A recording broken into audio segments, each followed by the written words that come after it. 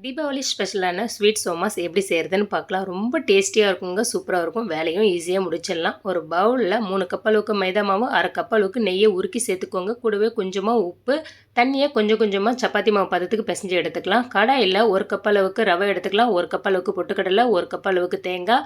இது எல்லாத்தையும் நல்லா ட்ரை ரோஸ்ட் பண்ணிவிட்டு இது கூடவே வேர்க்கடலை ஒரு 2 டேபிள் ஸ்பூன், கொஞ்சமாக ஏலக்காய் பொடி சேர்த்துக்கோங்க, 1/4 டீஸ்பூன் அளவுக்கு, கசகசா 1 டீஸ்பூன் அளவுக்கு எல்லாத்தையும் சேர்த்துட்டு நல்லா கொரகொரப்பாக அரைச்சி எடுத்துக்கலாம்.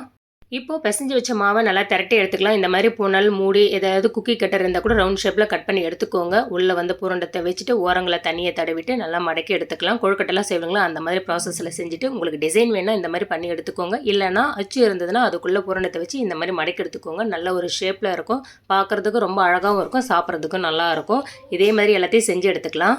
எண்ணெய் மீடியம் ஃப்ளேமில் நல்லா சூடு பண்ணிவிட்டு ஒவ்வொரு சமோசா போட்டு ஃப்ரை பண்ணி எடுத்துக்கலாம். பார்க்குறதுக்கு எப்படி இருக்குது பாருங்கள். செஞ்சு பார்த்துட்டு மறக்காமல் சப்ஸ்கிரைப் பண்ணுங்கள்.